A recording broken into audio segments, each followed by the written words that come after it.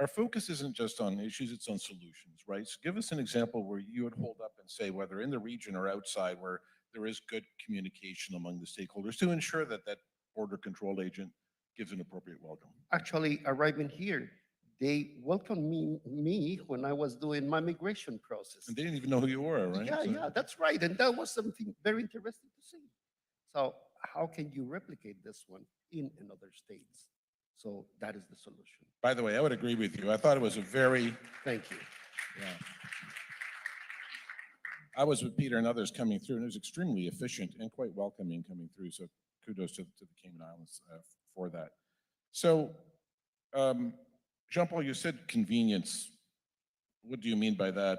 So I'm academic at heart. So I always go back to the fundamentals. And there's a tried and true model in aviation. Frequency share means market share, right? Time of day means gives you demand, right? People, when they're looking to travel, they're thinking about, ideally, I'd want to go at this time, and you're measuring the displacement of your airline schedule from that ideal time and that ideal day. And so demand is not a number, demand is a function. And it's a function of the network that you provide, the convenience of getting from A to B, the smoothness from door to door, getting through the airport, right? Connecting through the airport, as you say, you think about which airport you're going to connect to and the reliability and the resilience of that. So in the end, we as a team, and I've said that from an airline perspective, airports and air navigation service providers, we're providing convenience to the customer. So extend that for us. When you, from an airline standpoint, okay, I understand you need to mount the right schedule to kind of get it closest to what the consumers want. But where's the convenience dimension on the infrastructure? You're talking about. Well, you got to make it easy to get through security, right? I mean, we've made it so much easier now to check in and get to the gate, right? And they have the mobile passes. We have to think about all of the entire door-to-door chain. And What happens here in Cayman that way? Are you guys doing collaborative decision making with the airport, with security, air navigation? Well, we work very closely with the airport. Good thing is that we have the same minister, so that makes life life easy, right? We have a relatively small airport, but when we are pressured on the weekends, for example, between 12 and 3, and we push through a lot of folks, and as you saw coming in, our immigration folks do a really good job moving people through in a welcoming and effective manner. And so we work closely and we partner to make sure that we sync up if we have delays, that we sync up with the airport and immigration to make sure that passengers don't ever see that delay. Right? I would imagine that that convenience theme is paramount in an economy so dependent on tourism as well, because if you're coming here for your vacation, the last thing you want to do is have friction going through the airport or delays heading out or whatever it might be, right? It's also important for our financial industry, right? Because remember, we have lots of hedge funds and reinvestment insurance funds, and people travel a lot to go to Asia. For example, that's one of the things for LA route. It makes it way more convenient for our business folks to get to Asia to do business and to get to Australia and New Zealand and to bring those folks here because they have to have meetings here as well. So, and it's a longer haul with multiple stops to get here from Asia. So these are the kind of things that you think was all about providing convenience to the passenger, making it easy for them to come here and for our people to do business and to travel as well. Yeah, definitely. Nick, resilience. I've heard that term a few times in these opening remarks this morning. It's one of the themes of the conference. What do you mean by that?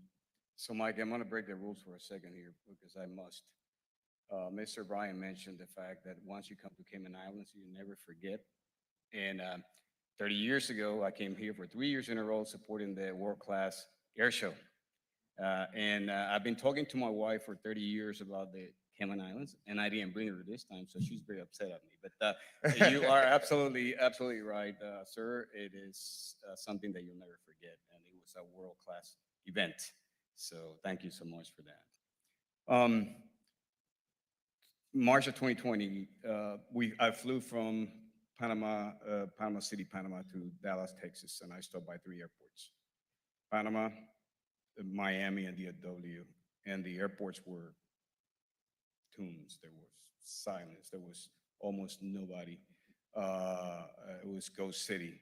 and the experience was completely somber. The world of aviation stopped for a few days, and in some instances for months. But aviation, and we all aviation professionals realize that aviation cannot stop. And slowly but surely, working together, analyzing the challenges, taking consideration the resources available at a time, and the lack of information or the too much information, and the fact that civil aviation authorities were taking away from them the ability to just make decisions related to aviation autonomously. And you had a number of other government entities that were involved, and who was going to do what, and who was going to come, what measures, what protocols, and so forth, so on. It has taken a long time, but aviation, and I congratulate the Caribbean region, almost 80% or over to 80% of the pre-COVID traffic. This happened because we are resilient. We are a resilient industry, and a part of that resiliency is cooperation. And we have a number of organizations, regional organizations, that have been working together here in the Caribbean, Central South America, North America. A number of industry organizations have been partnering with ICAO, the FAA, entities like IATA. Thank you, Peter, and the IATA team for inviting me again to another event. ALTA and other ACI LAC and other organizations that are really cooperating and working together in bringing this industry to where we need to be. We have lost and still losing technical personnel. Resources is a challenge, but we continue to move forward, and eventually, and slowly but surely, we'll be prepared for any other challenges that we may encounter. Hopefully, it won't be anything like the one that we're still living today. But we are where we are today because we are a resilient So organization. you'd like to see that continue through Definitely. increased communication among the stakeholders? Certainly. I mean, it is refreshing to work with ICAO, with IATA. IATA is my source of information. Every time I need data, I contact IATA. And IATA needs information, they contact us. We work tremendously. We had meetings with our ECA states ministers in Miami. We had an ICAO conference in Martinique. I see Natty here and other director generals who were part of that conference. We are working together and analyzing how to share resources and best practices, and also how to support each other. We cannot do this alone. And definitely what I hope that we are learning from this whole experience is that we have to sustain and we have to keep going, because the future is unknown, and who knows what's going to be our next challenge. Thank you, Nick. Raphael, technology. Yes. Define what you meant by that. So yeah, since we are talking this panel about infrastructure challenges and so on. I mean, I was going to say it's the magic wand, but it's almost the magic wand. I mean, one of the big challenges in the Caribbean, okay, throughout the Caribbean. I mean, each airport is different challenges and so on. Like the airlines, they're all different. But I mean, one of the big problems here is congestion. Congestion at certain points in the flow of passengers, okay? One of the big challenges is when you arrive at a destination and you have these long queues to enter the country, okay? We know the technology that we have today could make that process extremely easy, doing away with all the queuing, and that is actually what is putting pressure at many airports to expand the facilities. With technology, what we do is we ensure that the process is much more efficient for the airlines, for the airports, for air navigation. We make sure that the passenger experience is improved tremendously. I mean, we don't have to go far away to other continents. I mean, for example, in the case of Uruguay in South America, all of us could enter Uruguay tomorrow without having to talk to an immigration officer, just by placing our passport, biometric looks at our With face. global entry, you can do that in Miami today. Yeah. But I would say that it's even easier because you don't have to actually interact with anyone. Just put the passport, the camera looks at you, and hey presto, you are in the country. And by the way, whilst ensuring that security is even enhanced whilst doing all this. So what is the biggest inhibitor to getting there Well, in this region, in the Well, Caribbean, I with the think- technology? I Yeah. think that it is the political commitment. I think, and actually, IATA and us in ACI, we're actually working together to try to convince the governments that this is feasible, that this exists, and that it is not a threat for the countries. I think it's a question of actually just saying, okay, let's do it. Let's go ahead. I mean, as I say, it's actually happening in some countries in our part of the world, and of course, in Europe, in North America, and so on. For example, another thing is all the paper filling, forms that you have to actually endure. You can actually enter the US without having to fill in a form for customs. And I can tell you, they're watching you. They know exactly what's happening there. You can actually exit the US without having to actually show the passport to anyone. So all these things exist, are proven, and that's why I'm saying, that technology is probably one of the almost magic ones to do away with many of the infrastructure challenges that we have today. We're going to come back to this theme, so thank you for sharing that. Let's circle back. You kicked us off with your one word in value there, Camilo. Well, what did you mean by that? Okay, all the different elements that we're talking about in this panel, safety, convenience, technology, improving airport infrastructure, all of that means adding value to the travel proposition. It is important to highlight that when people are looking where to invest their discretionary income, they're looking for value. Whether I buy the TV or I embark on my family trip to the Cayman Islands, for instance. So before I continue, let me define what's value. So we define value as experienced over priced. So as experience goes up, then your value goes up. Do people look for price? Of course they do. But is the actual experience from the airport of origin, security check lines, did I have a safe on-time departure? Did I arrive at the airport and my customs and immigration process was fast? Was my bag at the airport when I arrived? All that impacts the value and experience for the customer. So investing in technology, investing in infrastructure, investing in air navigation efficiency, it's investing in the guest experience. All of that will support the airline industry, will support the travel and tourism industry, and that is the direct connection with value. So you were responsible for international stations outside the US at Spirit, right? Where do you see that working really well? Where would you say that equation, that ratio is over the top, Well, and why? yes, when we see airports, when we see communities, when we see countries that are actually working very well all together, the private sector, the public sector, in order to make improvements and to increase passenger count and to increase visitors, that's where we actually see that value. We have, examples of the Colombias, for instance. We have examples of the Panamas. In Puerto Rico, we also, have, perfect examples where we have been able to actually increase capacity because things are working really well. People are feeling that there is value, and people are actually flying to Puerto Rico a lot.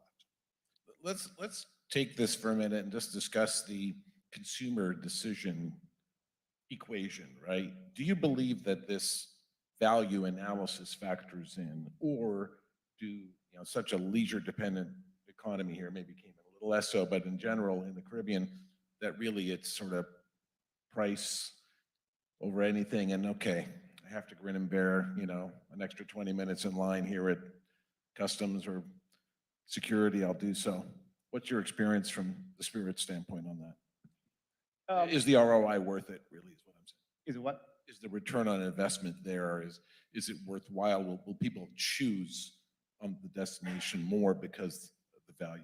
Oh, Oh, absolutely. I mean, again, when I talked about consumers making that important decision, I'm talking about the travel and tourism segment. They're looking for that. I mean, we see it, and clearly in destinations when the consumer is able to get that value, not only from the airline perspective, but also from the airport perspective, but also from the hotel and travel and tourism perspective, we see that value making a tremendous impact. And that's where we see consumers coming back. And therefore, you're prepared to invest with more capacity Correct. to make it Correct. happen. Yeah. What, Rafael, just turning back to you for a minute, you see so many different airports in the region. What is their experience around this? Have you seen the airports that invest in the technology to improve that experience, get the ROI, get the benefit, if you will? Absolutely. I mean, and we can see this from two different perspectives. One from the business perspective, as I say, the introduction of technology reduces the need to add more bricks and mortar, and that by itself is extremely important. I mean, many airports actually would be willing to invest in the technology. The problem is that you cannot invest in the technology if the governments do not actually allow the use of that technology. Okay, that's one thing. And the other one is, of course, I always think, it wouldn't, from a competitive advantage point of view, the possibility of an island destination in the Caribbean to position itself as a place where that you are not going to be, may I say, bothered, with queues, with filling forms, and so on and so forth. That would be fantastic. I mean, one good example would be in Aruba with the Happy Flow, although it is limited, it's only for certain flights. But I mean, that actually puts them in a competitive advantage in comparison to other destinations. That's why I say, for the countries in the Caribbean, invest in technology because that puts you in the leading edge. So Ricardo, come in here. I mean, you don't speak for a single government here, but you see the various civil aviation authorities and their governments, et cetera. Is there a hesitation to do this? Doesn't this sound like win-win? It sounds like the airlines are going to put in more traffic, and it sounds like, I mean, one of the issues we've got here is employee shortages on airports. Wouldn't this help solve that? Let me put this example, talking about technology and communication. And as Rafael was saying, I saw one airport in one state here in the Caribbean. The equipment for automatic border control is there, but it's not installed. It was it was purchased, but was not coordinated. Talking about stakeholders, I always try to separate stakeholders for interested parties, that could be even the press, rather than involved parties. And those involved parties probably was immigration authorities that were not consulted if that equipment were going to be convenient. Do they have the data system for names, passenger name record, advanced passenger information system probably, so everything can be useful for that state? And as Rafael was probably saying, okay, discriminate at least the local, the national passports. It would be easier for them just to go through the border control and separate tourists and just to, do, let's say, a further check-in. But if there is no coordination among authorities in a purpose for doing something, doing a purchase that could value a lot of money for that country. So let me ask a provocative question here. I'm hearing that there's lack of coordination even within a country around something like that.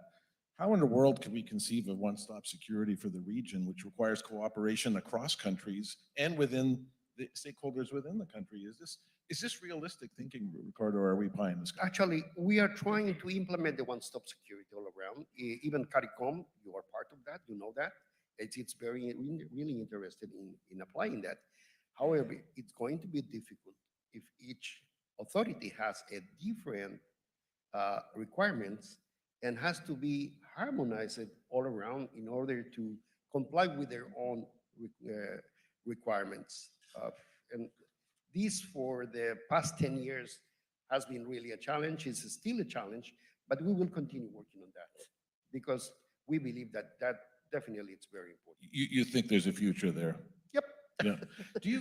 Turning to the airlines, how do you guys think about the one-stop security piece? Are you seeing a demand for multi-destination travel in the Caribbean, or this tends to be hey, I want to come in, spend my week in Barbados and come out? Well, there certainly is demand for multi-destinational travel. There's also demand for single destination travel. The thing from my perspective is we have to make it easy for people to get where they need to go and between where they need to go. And as we spoke about earlier, the minister spoke about the east-west connectivity, right? Is something that's very poor. Most everybody has to go through Miami, and as much as they enjoy that. And that's a challenge. But in order to get that going, for example, we need to make it easier to change flights in a country, even if you're not landing there, right? In many countries you have to land, go through immigration and customs, and then go and reboard and check in and go through. We don't have that kind of No facilities transit capability. in transit capabilities. No, so if you're going to have multi-island, you're going to want people to be able to stop or continue at their choice. Again, it all comes back to connectivity. And there's a great example in my mind of how it can work really well and grow tourism. Iceland is probably the most successful story there is, right? Tourism in Iceland in 15, 20 years ago was marginal. They basically figured out they had geography at their advantage, and they said we can fly single-aisle airplanes to Iceland and to Europe. And they said, come by Iceland and spend a day. And then it was spend a week. And you can see, if you look at the curve, Iceland took off as a tourist destination. In the summer, anyway. Yes, well, some people in the winter too, actually. There are people like that. I'm not one of them, but who like the cold, right? Extreme cold. So the fact is, it's all about making that easy for people to go east-west from destination to destination, and making it easy for people to get to where they need to. Hey, Camilo, I want you to weigh in on the issue of the multi-destination, but also the east-west thing. I know you guys are U.S. domiciled carrier, but I've always believed that if the traffic was there, an airline would jump in or to offer it. So is the traffic really there, east-west, or are we just pretending? You mean east-west? Within the Caribbean? Yeah, I mean, we don't fly to all of the islands in the Caribbean. It's just we fly to Aruba, we fly to Saint Martin, we fly to the U.S. Virgin Islands, St. Thomas and Croix, and Puerto Rico, Dominican Republic, Haiti, and Jamaica. And the traffic is there. Of course, after the pandemic, as any other region in the world, experienced some significant changes. But what we see is traffic coming back. We see it in the summertime. There was some record-breaking numbers for the travel and tourism in the whole region, and we have been adjusting capacity in order to meet that demand.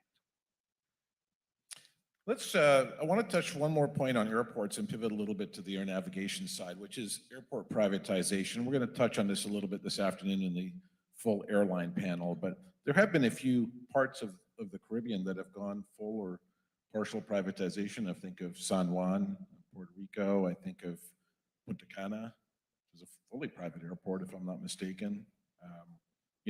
Bordering on the Caribbean, Cancun privatized, most of the Mexican airports, et cetera. What's the experience where that's happened? Has the value equation gone up or gone down, if you will? Yeah, when we're talking about airport privatization, we're talking about concession airports for a number of years. And what we are seeing is this.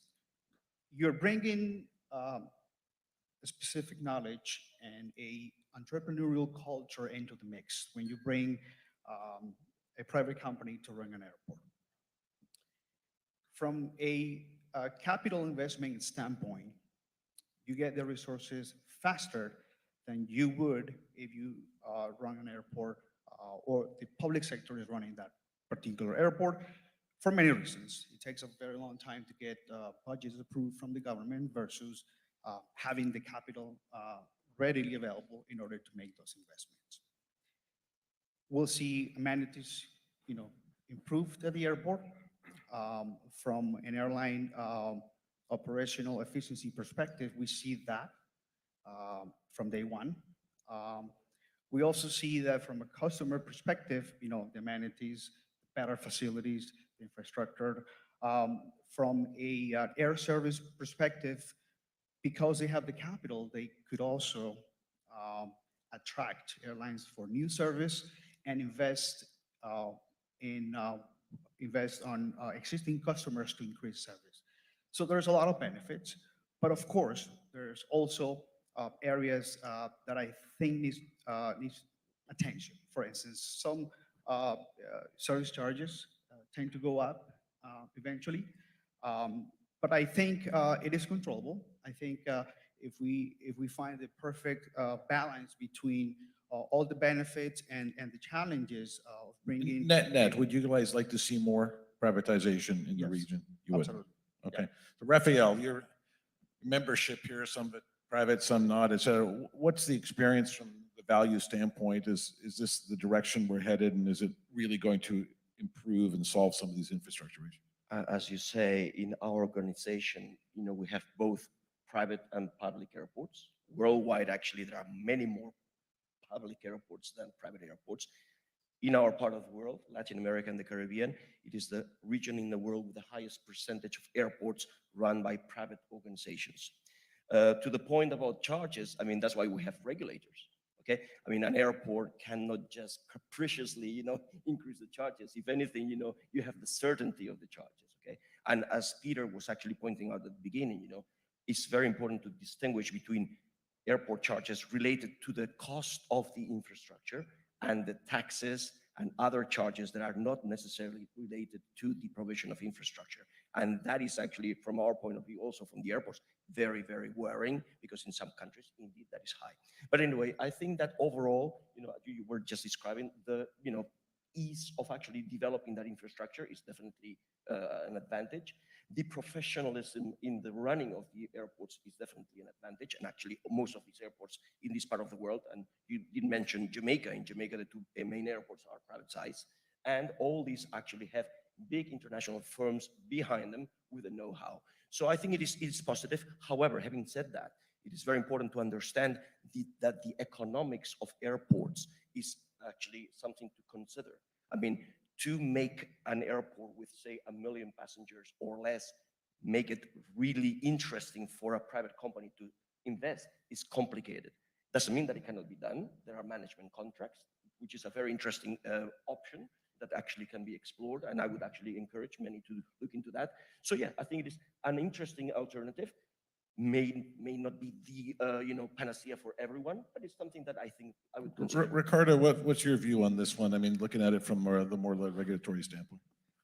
Actually, if the government decides to give the administration of an airport to the private company, it would be convenient as part of the government to have an entity to oversight the contract and being part, let's say, of all the coordination, all the investment, the future master plan even for that airport, that is going to be the result in the future and the benefit of the state, of the country itself. So it's just oversight, transparency for both. If I may, because I forgot, and in relation to what he's saying, we as ACI, we don't actually vouch for privatization. What we actually vouch for is for the efficient running of infrastructure. That's the most important thing, and the professionalism in the running. So let me play devil's advocate a little bit here. There's no doubt that many of the airports that are privatized, I fly to and I go, wow, nice looking facilities, great concessions, et cetera.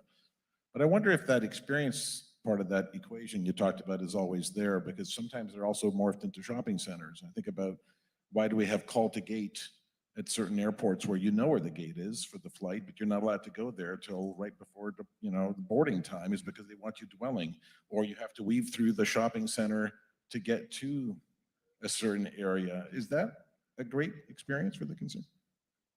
And, I don't think we have seen any complaints about that particular point. I mean, when you're traveling for, tourism, then you're actually spending money. You're welcome then. Yes, and then going through a concession that sells duty-free items, why not? I mean, it's a choice. You don't have to buy it. John Paul. Yeah, well, the thing about it is, we are a consumer-facing industry, and not everybody wants the same thing, right? So when I think about an airport, you want to give everybody what they want, Some people like to go spend time in the duty free. Some people like to go straight to the gate. And, I measure airport by the fact that you have the choices available to you. So there's always a shortcut to get to where you want, where you don't want to go through duty free, and people who want to saunter on, and people who may not need to have something to eat or, hang I out guess with it the also reduces the charges at the end of the day because it's defraying their Exactly. nautical costs, right? And parking is the place where you make money at airports, by the way. Right, exactly. Okay, let's pivot a little bit to air navigation. In our prep, we were talking, and IATA kindly provided me with information. I think there are 10 ANSPs in the Caribbean, right? And I ran a little math there. So of course, it's a bit of an unfair comparison because the U.S. is a single, government and government, but 350 million passengers to the U.S. Europe is 750, not passengers, population, 750 million. Of course, they don't have a completely coordinated program in Europe, but they've been struggling with this. But through the CESAR initiative, et cetera, they're trending towards something a little bit more coordinated, right? But based on the past number of people living in the region, which I think is 45 million, it's like 4.4 million residents for every ANSP in this region. Is that necessary? So why don't we start with you, Nick? So I think it's logical. Longer flights, complex operations, additional time en route, a number of resources invested in managing an airspace that can be managed by a single organization or by an organization that is a regional organization is what I mean. Is the way we should be looking at the future. There's some good examples, not only in the United States, because we don't have all the right answers there, but COSESNA in Central America is a great example. And I'm pretty sure that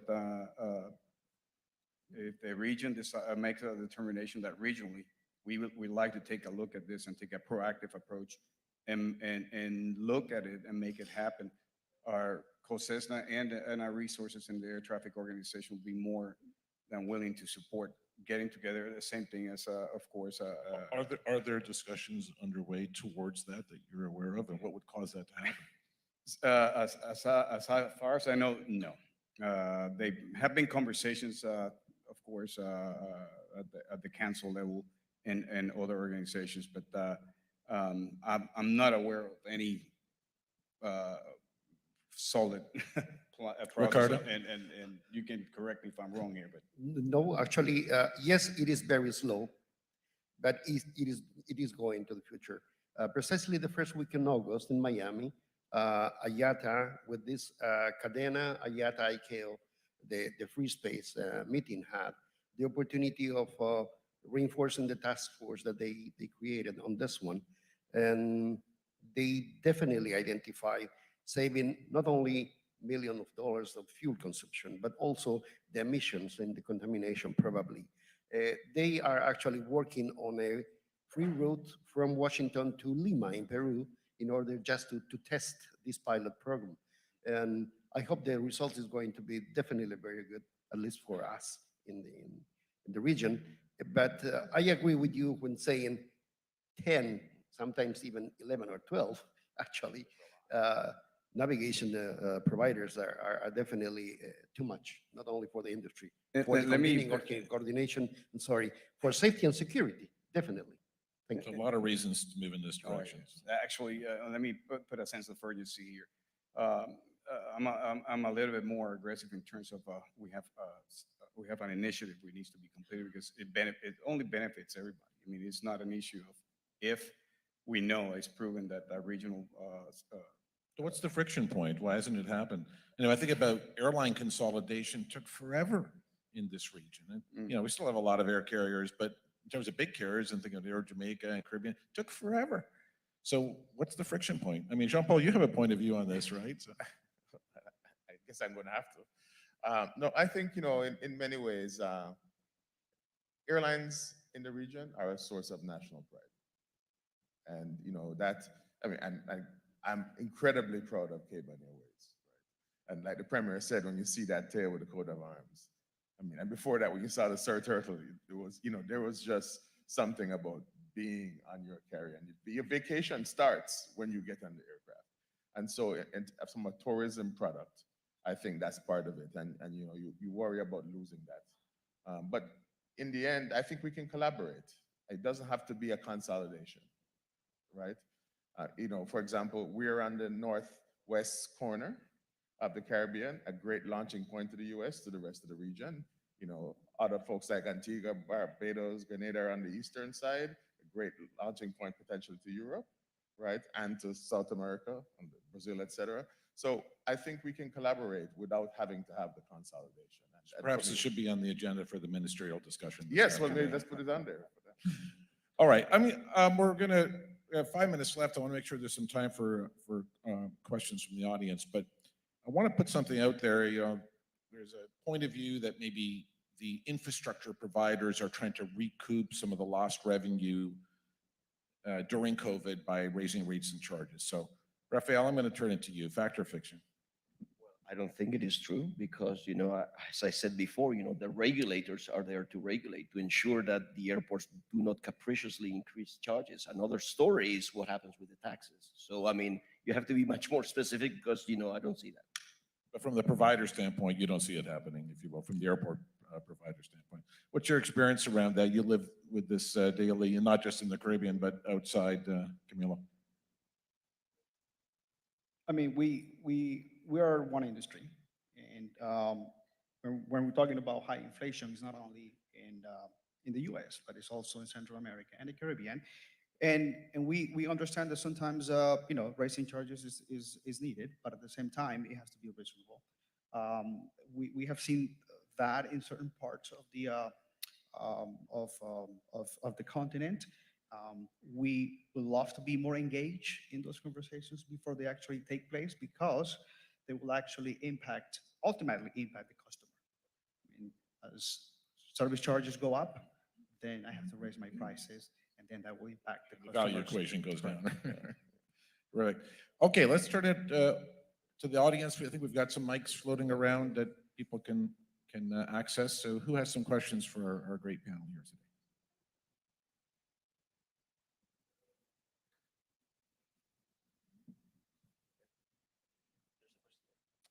There's one over here, please. Yes. Oh, sorry. There's one back There was one at the back, and then let's go to the front. Hi, my name is Maureen Allen. I've worked in the Caribbean for over 37 years, mostly in aviation, actually all of aviation and infrastructure with regards to security. So I only have a comment more listening to what's going on, and a lot of it is very well taken. I gave a presentation back in 2011, I think, in Martinique on the customer experience working in the Caribbean. We supply all of the X-ray equipment and body scanners and everything throughout the entire region. We probably hold about 95 to 99% of the airports in the Caribbean. I am very proud to say with all of the islands, they're all very different. They each have their own issues and policies and different things. There's one Caribbean, but they have done very well in keeping up with ICAO and trying to keep the equipment current and passenger throughput together. One of the things I'd like to comment on is when you talk about tourism and things like that, it's a lot different than the business experience because as business people, when we fly through, and I had to laugh at your comment about coming through Cayman Islands yesterday because they were saying, well, what are you doing there? But not as a tourist. But tourists can also be very difficult. And that's where you got to start training the people, operating the equipments, the throughput, the passenger flow, the passenger experience. But my comment is in the Caribbean, they have done extremely well. And if you want to talk about congestion, let's talk about Toronto Pearson. Some of these bigger airports are horrendous. So that's my only comment. I think you've all done a really great job. We've been very fortunate to be able to work down here and do all of that. We've just been awarded the St. Martin Airport as a sole source from the World Bank to rebuild that airport and put in all the new technology.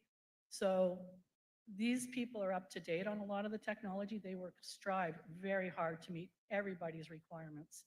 And it's at a slow pace, but they're getting it done, and I'm very proud of them. Yeah, well, So thank you that's for my your only comments. comment. Great to hear the good news there. I think we've got one more question here at the front, or time for one more, please. Hello. My name is Martin Copeland. I'm an independent consultant specializing in strategic business plans and marketing. And I have a question for Dr. John Paul on his comment about convenience. Isn't there a balance between convenience and price? In other words, if I have an 8 o'clock flight, I'm willing to pay a lower price than the 7 o'clock in the morning flight I might have wanted. So a question to Dr. John Paul. There definitely is.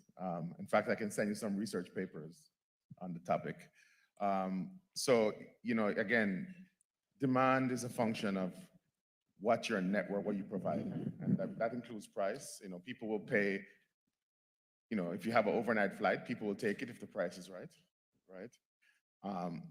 And so you have to look at that elasticity in terms of displaced time and price as well together with some utility function to figure out what makes sense. And in the end, you want to make sure that you balance the cost with the price. So when you go to Greece, for example, great tourist destination, you're prepared for a late night flight because BA has already paid for that airplane with their closer in flights during the day, and they basically have a virtually free airplane at night to go down to Greece and come back, right? And so these are the kind of things that you do, but in some places you just don't have that. No matter how much you lower the price, the demand will not come out for that. And so that's where you have to figure out what makes sense. So yeah, the timing, of course, plays into price, but there is a limit to it, right? As there's a limit to, dropping the price to fill the seats, at some point it doesn't make any more sense at that point because you're literally paying the passenger to come on the airplane. So price plays in, but there are limits. Well, our time is up, so let me ask you to please join me in thanking this wonderful panel for taking the time to be with us today.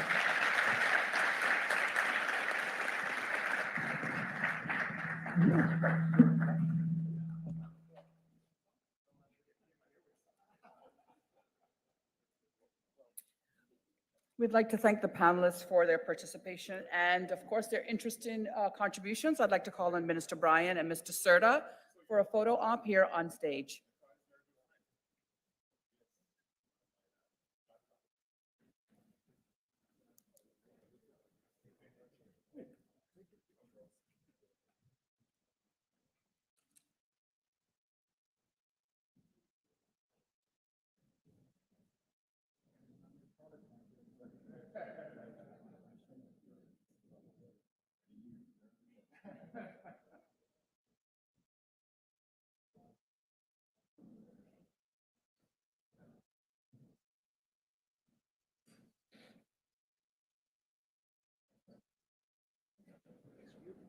Thank you, gentlemen. It's now time for the first networking coffee break. I've asked everyone to be back in the room by 11:20. Don't forget to drop your business cards in the area of registration so that you can be a part of the raffling of airline tickets later on today. Thank you.